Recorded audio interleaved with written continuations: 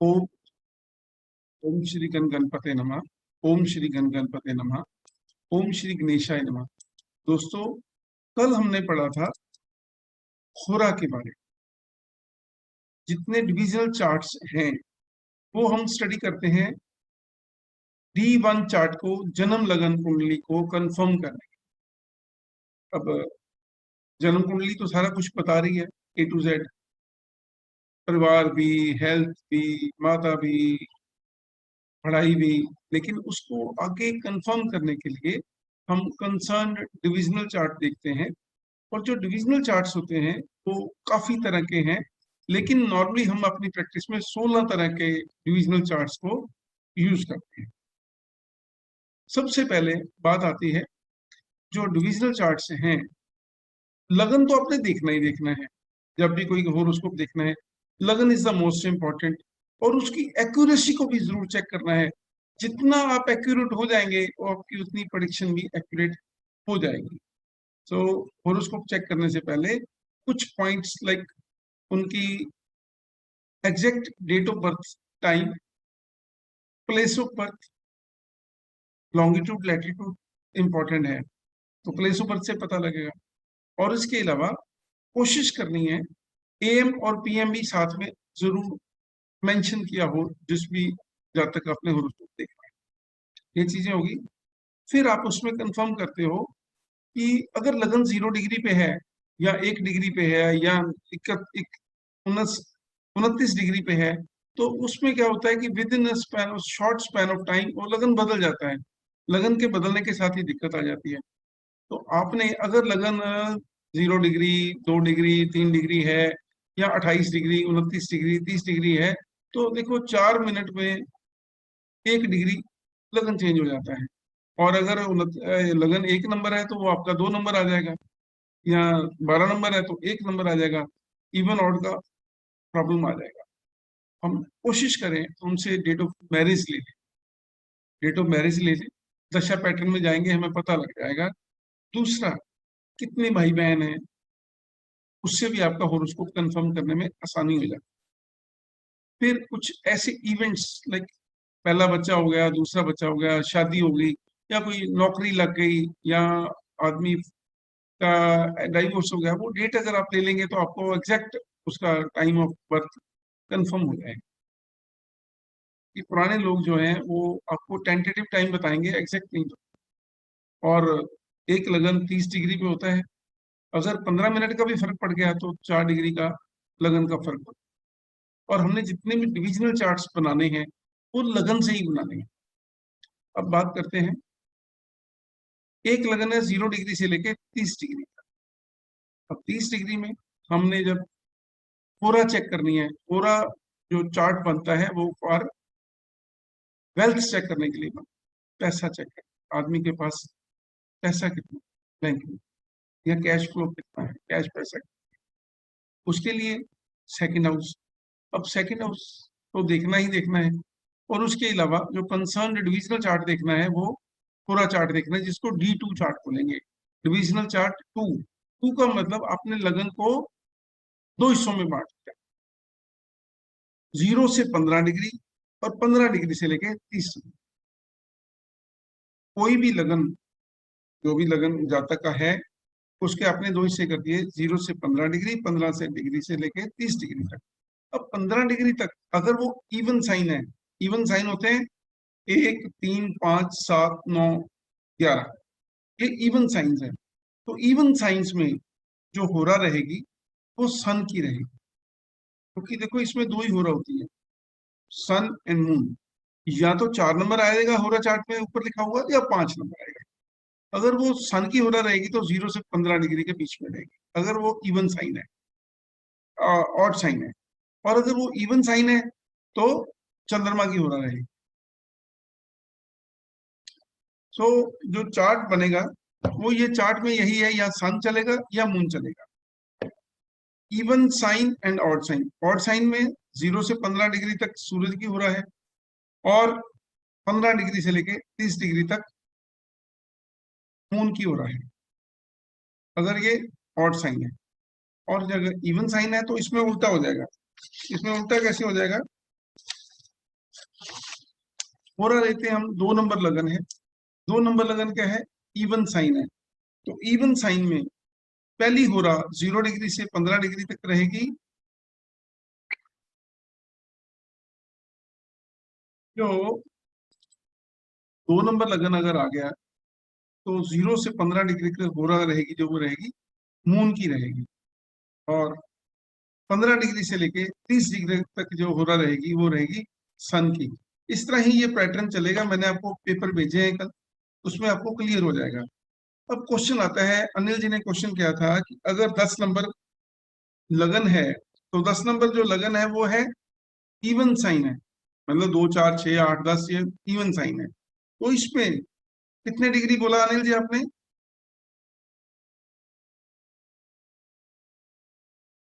Anil ji 19 degree, 19 degree. 19 degree जब आएगा तो वह पहली गोरा जो रहेगी वो सर रहेगी 5 नंबर आएगा, उसमें लिखा हुआ सूरज की गोरा रहेगी। क्योंकि हाँ 0 डिग्री हाँ, से तो लेके 15 डिग्री तक मून की हुरा रहेगी, और 15 डिग्री से लेके 30 डिग्री तक सूरज की हुरा रहेगी। तो इवन साइन में पहली वाली हुरा पहली वाली हुरा मून की, और दूसरी वाली हुरा जो है वो सन की।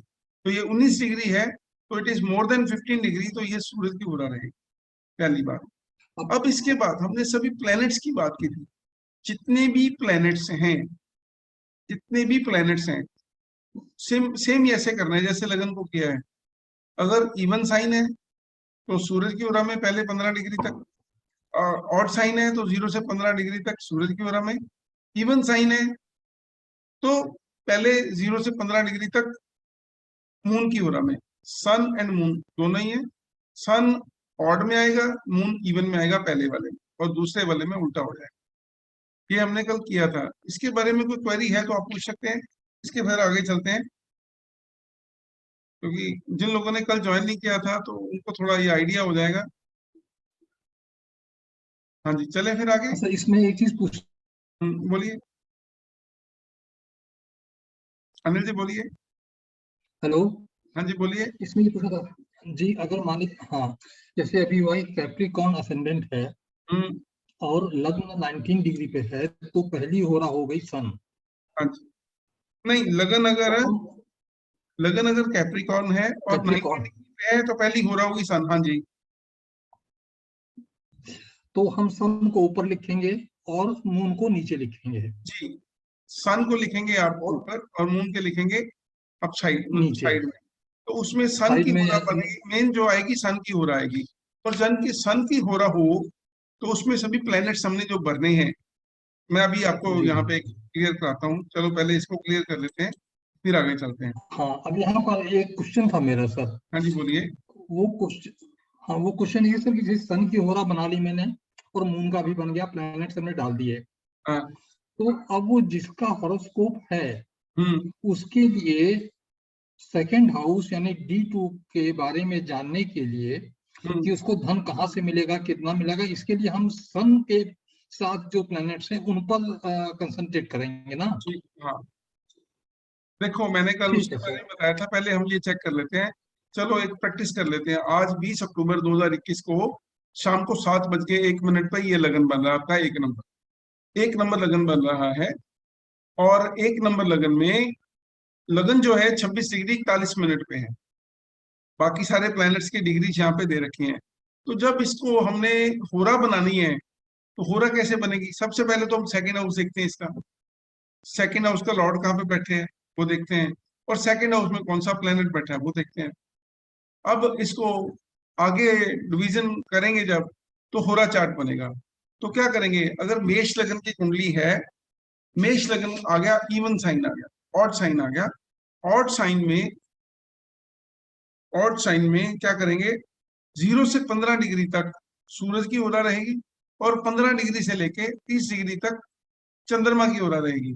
तो यहाँ पे फिर होरा चार्ट में क्या बनाएंगे, ये यहाँ पे आएगा 4 नंबर। ये देखिए इधर, ये होरा चार्ट है।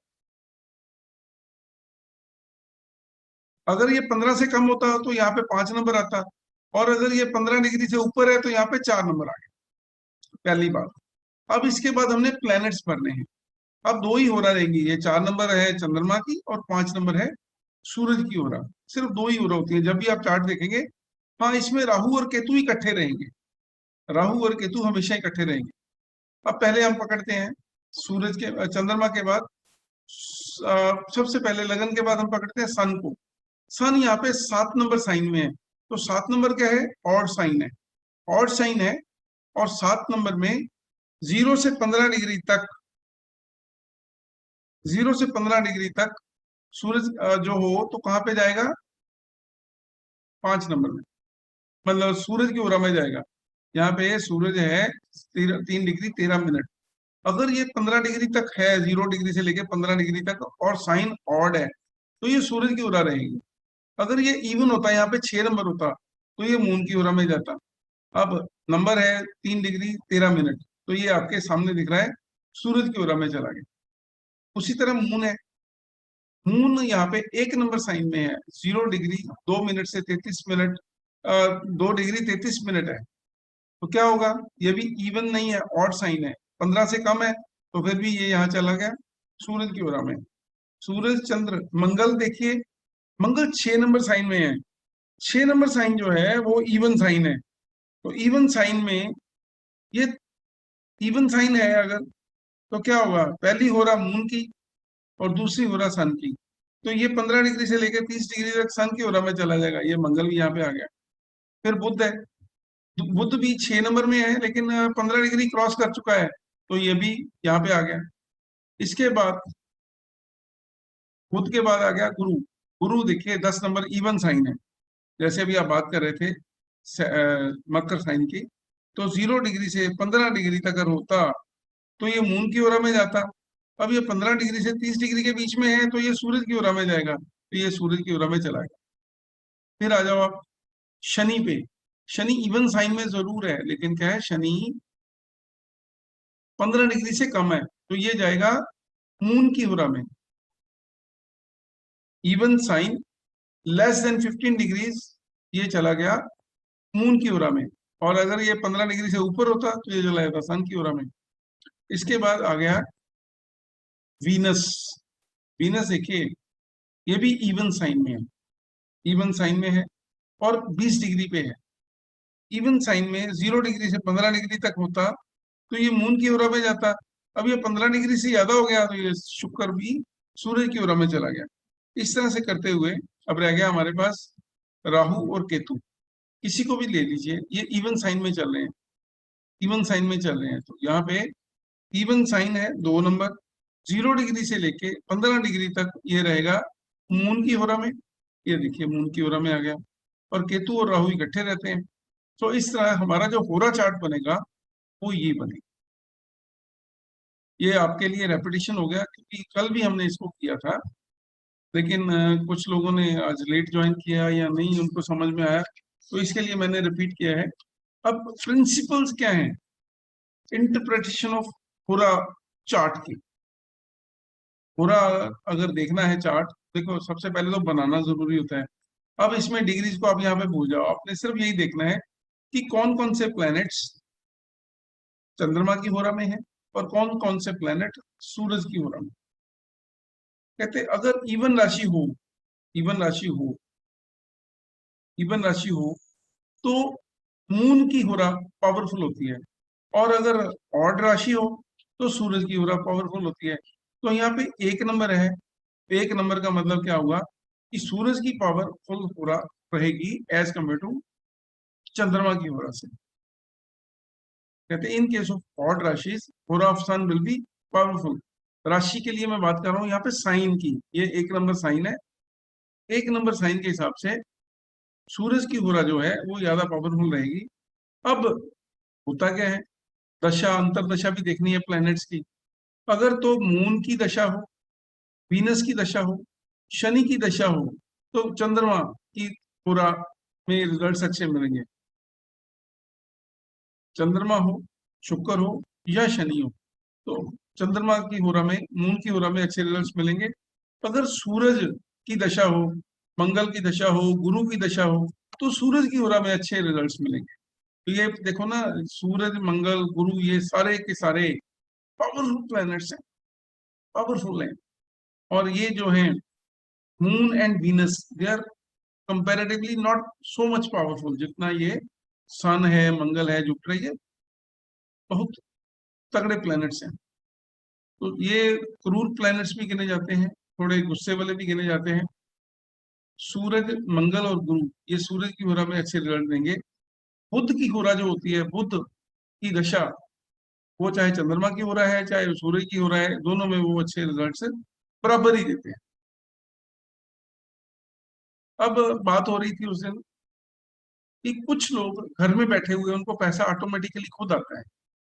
कोई ऐसा इंटरेस्ट इनकम आ गई, रेंटल इनकम आ गई, कोई शेयर मार्केट से पैसा आ गया, कोई पैटर्नल प्रॉपर्टी मिल गई, कोई मैटरनल प्रॉपर्टी मिल गई, कोई वसीयत हो गई, कोई इंश्योरेंस से पैसा आ गया। कई बार किसी की डेथ हो गई तो उसने 1 करोड़ रुपए का बीमा करवा रखा था, तो आदमी को घर में बैठे बैठे पैसा मिल गया नॉमिनेशन की वजह से। कोई एफडीआर पड़ी हुई है बुजुर्गों की, नॉमिनेशन की वजह से पैसा मिल गया। कुछ भी जो इजी मनी आता है, इजी मनी आता है, वो that is because of the planets placed in the होरा ऑफ मून। जो चंद्रमा की होरा में पड़े हुए प्लैनेट्स होते हैं, उनकी दशा में उनकी दशा में जो पैसा आता है वो आता है ऑटोमेटिक। और जो प्लैनेट्स सूरज की होरा में पड़े हुए हैं, उनमें आदमी को अपने एफर्ट्स करने पड़ते, मेहनत करनी पड़ती है, और उसी के बेसिस के ऊपर उसको पैसा आता है। तो मान लो आज इस ये कोई भी प्लेनेट, शुक्र की दशा लगी हुई है, तो शुक्र बेसिकली एक नेचुरल बेनिफिक प्लेनेट है। शुक्र की दशा में आदमी लग्जरी एंजॉय करता है। अब शुक्र अगर चंद्रमा की होरा में पड़ा होता तो उसमें उसको रिजल्ट्स मिलने थे ऑटोमेटिकली। किसी लेडी की प्रॉपर्टी मिल जाए, किसी विडो की प्रॉपर्टी मिल जाए, लेकिन यहाँ पे क्या होगा, उसको काम धंधा करना पड़ेगा, उसके बेसिस के ऊपर पैसा मिलेगा। ठीक है, तो ये हमने जब भी चार्ट को पढ़ना है, पहले बनाना कैसे है और उसके बाद पढ़ना कैसे है, ये दोनों चीजें जरूरी है। अब मैं आपको एक और दो चीजें बताता हूँ। कहते हैं डिविजनल चार्ट्स जो होते हैं ना, दे आर नॉट इंडिपेंडेंट। अकेला आप डिविजनल चार्ट देख के किसी को प्रेडिक्शन नहीं दे सकते। डिविजनल चार्ट सिर्फ आपको सपोर्ट करते हैं लगन चार्ट। लगन में अगर कोई प्लेनेट देने वाला बैठा हुआ है तो वो आपको डिविजनल चार्ट सपोर्ट करेगा। अगर लगन में कोई प्लेनेट देने वाला नहीं है, लगन चार्ट में कोई प्लेनेट देने वाला नहीं है, तो फिर डिविजनल चार्ट में भी उतनी सपोर्ट नहीं मिलेगी। मतलब यहाँ पे पहले आपको ज्यादा मेहनत करनी पड़ेगी लगन चार्ट में। अगर एक हमने पढ़ा होगा वर्गोत्तम, किसी को पता है वर्गोत्तम क्या होता है? वर्गोत्तम प्लेनेट क्या होता है? सर उसी राशि में अगर जो D1 में हो और D9 में हो, उसको बोलते हैं वर्गोत्तम शायद। हाँ जी, कहता है कि a planet situated in the same sign, a planet situated in the same sign in rashi chart. राशि चार्ट मतलब आपकी, ये समझ लो ये चार्ट है, एंड एनी डिविजनल चार्ट, और डिविजनल चार्ट में भी सेम साइन में पड़ा हो तो वर्गोत्तम कहते हैं। लेकिन उसमें भी ये देखना होता है कि यहाँ पे अच्छा है तो वहां पे भी अच्छा है तभी रिजल्ट देगा, यहाँ पे खराब है वहां पे भी खराब है तो वर्गोत्तम नहीं होगा वो। ठीक है ना? The results of vargottam planets are always good. वर्गोत्तम हो गया। एक होता है पापकत्री, उसके बारे में सुना है कभी? सर पापकत्री के बारे में जिस हाउस के दोनों तरफ बताया था। मैलेफिक प्लैनेट्स हो, इफ ए उसको गुड, शायद पापकत्री बोलते हैं। हाँ और वो शुभ कत्री, जी, शुभ कत्री क्या होता है? वहाँ बेनिफिक प्लैनेट्स होंगे, उसको शुभकत्री बोल देंगे अगर मान लो लगन शायद। के दोनों तरफ बेनिफिक प्लैनेट्स आ गए तो शुभ कत्री हो गया। अगर दोनों तरफ खराब प्लैनेट्स आ गए, मैलिफिक आ गए, दुश्मन आ गए, तो ये पाप कत्री हो गया। वर्गोत्तम वो है कि यहाँ पे भी वो राशि चार्ट में भी का है और डिविजनल चार्ट में भी सेम साइन में बैठा हुआ है, तो हम कहते हैं कि ये एक वर्गोत्तम प्लैनेट है।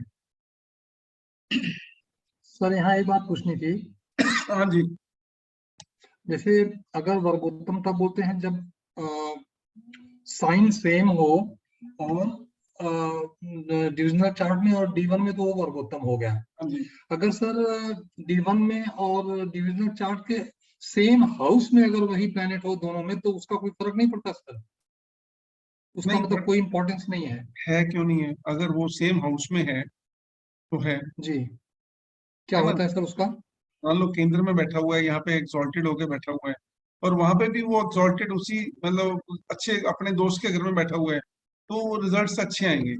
सो अलग अलग जो है ना इसमें आपको टर्मिनोलॉजी यूज करनी पड़ती है। कई बार कहते हैं पापकत्री है, शुभकत्री है, वर्गोत्तम है।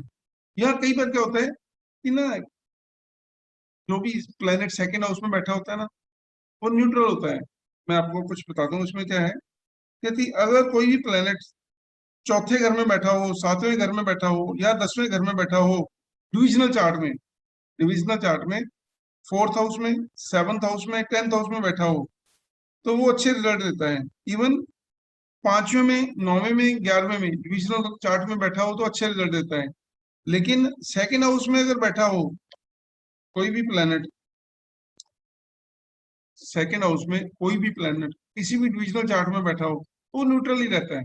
वो ना बढ़िया ना खराब। लेकिन वही आपको बताया, 1 4 7 10 का, 1 5 9 डिविजनल चार्ट में अगर कोई प्लेनेट इन घरों में बैठा हुआ होता है तो वो भी अच्छे रिजल्ट्स देता है।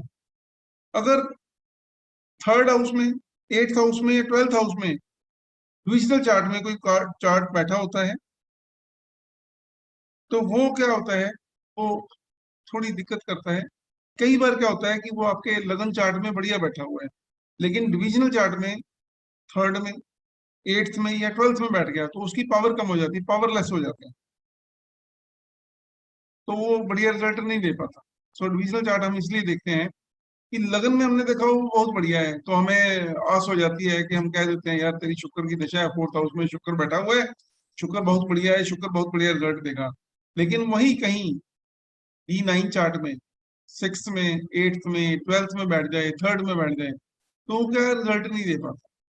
तो हम क्या करते हैं फिर उसके रिजल्ट्स की जो एक्सपेक्टेशंस है उतनी नहीं लगा पाते। आपके पास बहुत लोग आएंगे जो कहेंगे "जी, शनि मेरे 10th में बैठा हुआ है, शनि की दशा चल रही है, लेकिन मेरे को तो मेरा नौकरी छूट गई है, या मेरा काम नहीं चल रहा, या मेरे को कोई काम धंधे की प्रॉब्लम आ रही है।" तो फिर हम डिविजनल चार्ट में D10 में जाके देखते हैं कि D10 में भी वहां पे सिक्स में, एट्थ में या 10th में तो नहीं शनि बैठा हुआ।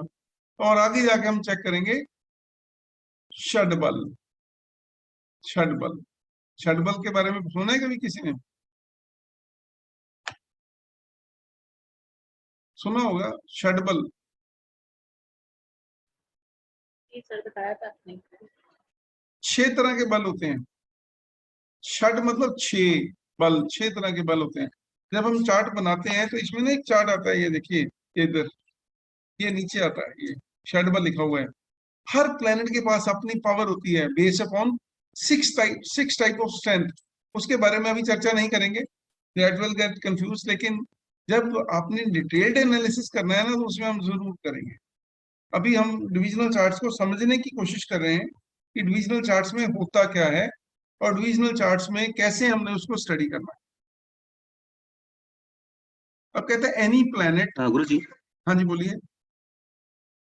अभी इस केस में जो D1 में जो लगन चार्ट है, लगन लॉर्ड है, वो 6th हाउस में बैठा है। जी ओके। एंड जो सेकंड हाउस में राहु बैठा है, राहु बैठेगा तो इसके पास पैसे का जो he can not give the accountability of the money, जी ये है। लेकिन अगर हम D2 is for the wealth, अगर हम इस केस में देखेंगे तो इंटरप्रिटेशन इसका कैसे बनाएंगे सर इसका? देखो पहले इसमें क्या है कि इसका second house lord is placed in 8th house,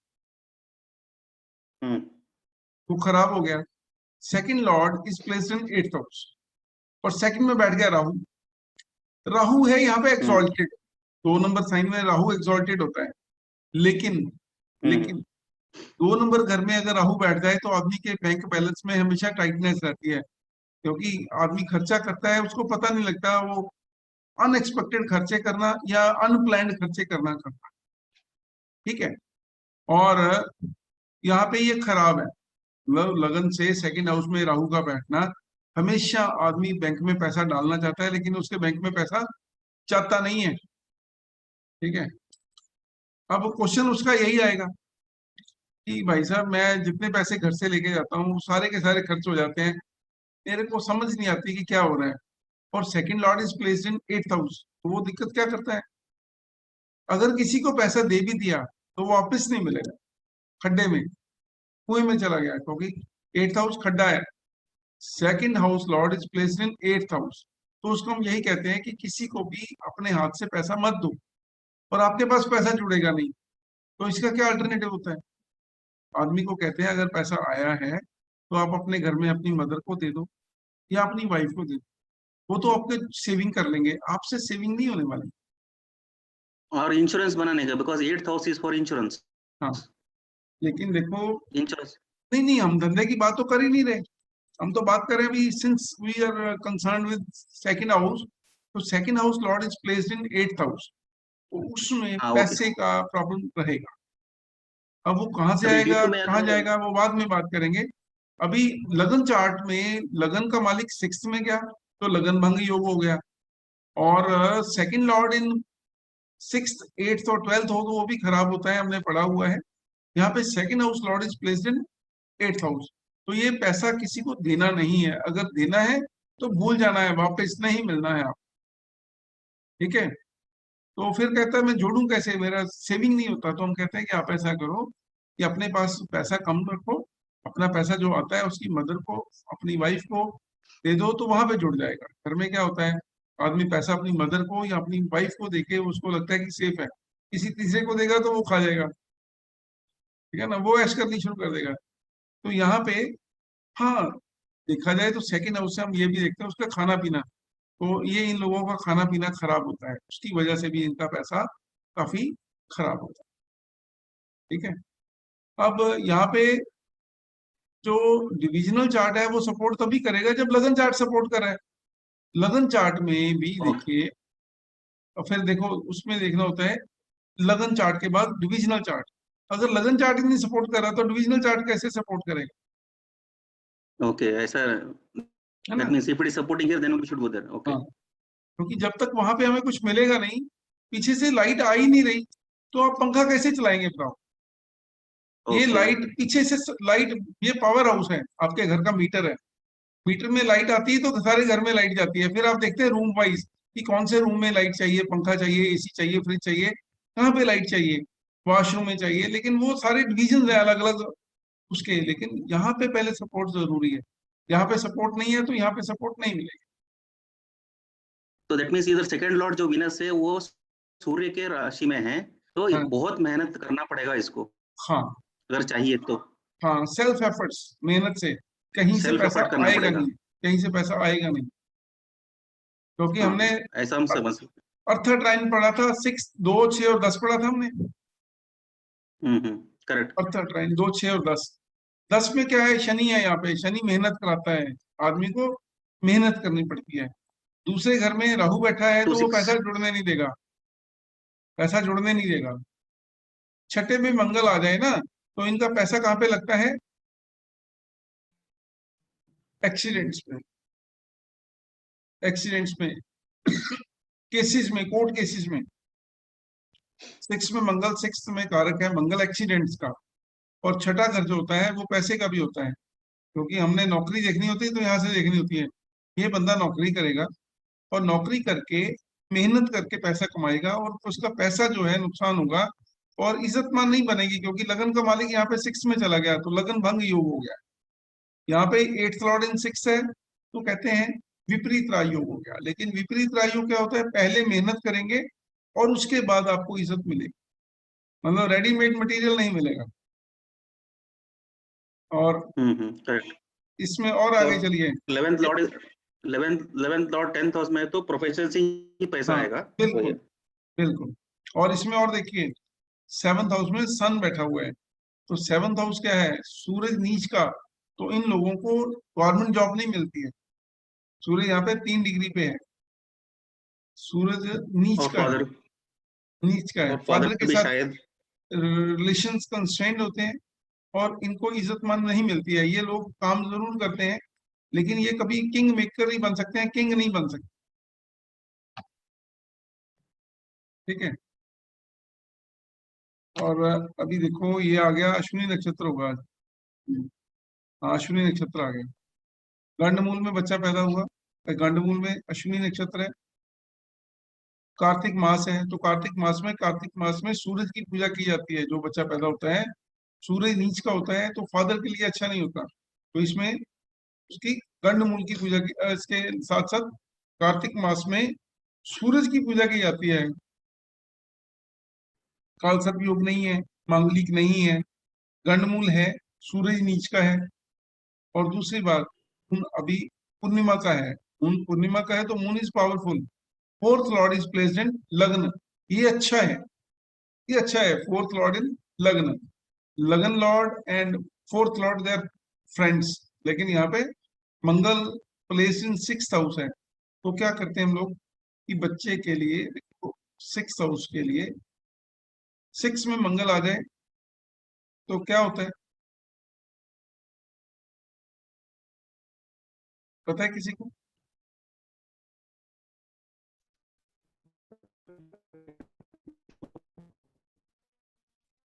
six में मंगल आ जाए तो वैसे नॉर्मली क्या कहते हैं कि बंदा कंपटीशन में मार नहीं खाएगा।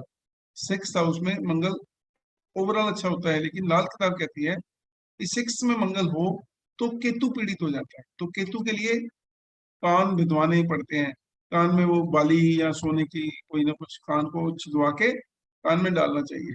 तो मंगल के लिए ये अच्छा एक उपाय है। सिक्स में मंगल है तो उसके लिए केतु का उपाय करें। और केतु यहाँ पे अष्टम में है, तो ये केतु अष्टम में जो होता है वो ऑपरेशन का योग बना देता है।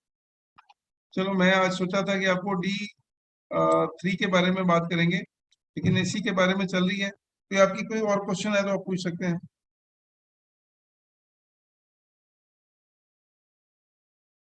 डिविजनल चार्ट्स में हमने ये जरूर देखना है कि लगन में जो चार्ट, लगन चार्ट के जो प्लैनेट्स हैं वो यहाँ पे सिक्स में, एट्थ में, ट्वेल्थ में बैठ जाए तो वो खराब है। फोर्थ में, सेवंथ में, टेंथ में बैठ जाए तो अच्छे हैं, फिफ्थ में बैठ जाए, नाइन्थ में बैठ जाए तो अच्छे हैं, ठीक है ना। या यहाँ पे भी वो एग्जॉल्टेड है, वहां पे भी एग्जॉल्टेड है तो बहुत बढ़िया हो जाएगा। यहाँ पे एग्जॉल्टेड है, यहाँ पे डेबिलिटेटेड है, तो फिर उसके जो है रिजल्ट्स कम हो जाएंगे, ठीक है। कोई ऐड करना चाहते हैं, कोई अपने नॉलेज में से कोई कुछ, या कोई क्वेश्चन पूछना चाहते हैं?